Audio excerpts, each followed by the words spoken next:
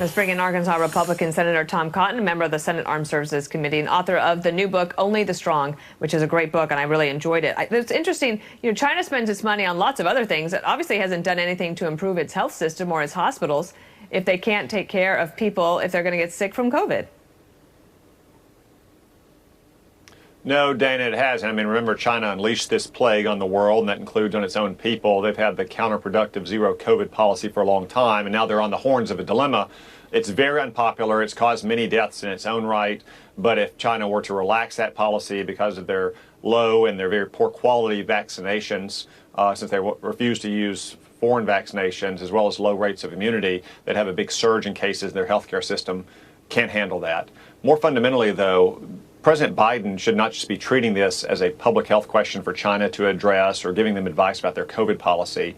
He should be voicing American support for these brave Chinese who are in the streets demonstrating against their communist government.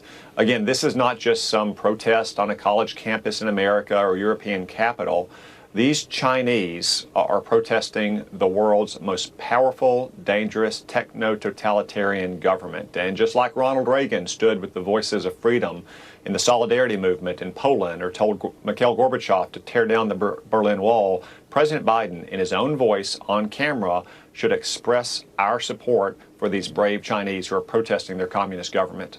And that's very unlikely to happen, right? Look at this New York Post cover with people holding up blank pieces of paper, basically saying that they know that what they would like to write on it, but they know that they can't because their government will go after them. And there's Zhang Li Yang in the Washington Post. Now, he is a dissident of a Communist Party. He's a son of a Communist Party leader, but he's now living in the United States. He writes, "Don't let China stage another Tiananmen Square massacre." And I would love your take on what you think the White House should have said instead of basically yesterday saying, well, we stand with protesters, but we're moving on.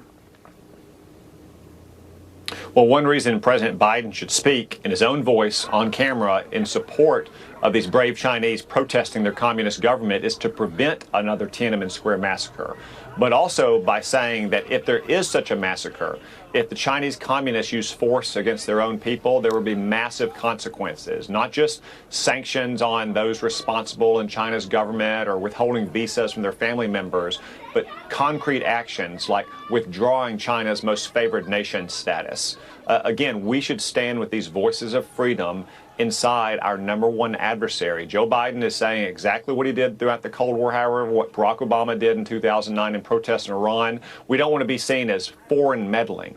Everyone knows we aren't meddling. Everyone knows that these are organic protests of the Chinese people, not just about COVID policies, but about their yearning for freedom. And they are dying to hear from America, from the leader of the free world, that we support their deepest aspirations. Do you think that we're helping behind the scenes at all? Well, we're probably not doing enough that we could. Corporate America, for instance, could take steps to help these Chinese citizens communicate with each other. Apple, which of course is deeply invested in China and has deep market penetration on its iPhones, could be enabling certain features that would allow them to communicate with each other so they can organize even larger protests. We should be taking every step possible to help these Chinese voice their deepest aspirations for freedom. That's exactly what Ronald Reagan did in the Cold War. It's what we should be doing now. And as I write in Only the Strong, it didn't lead to confrontational war. It led to peace and success and victory. You sure did write that in Only the Strong. Thank you, Senator Cotton, and we appreciate you coming on after Thanksgiving. See you soon.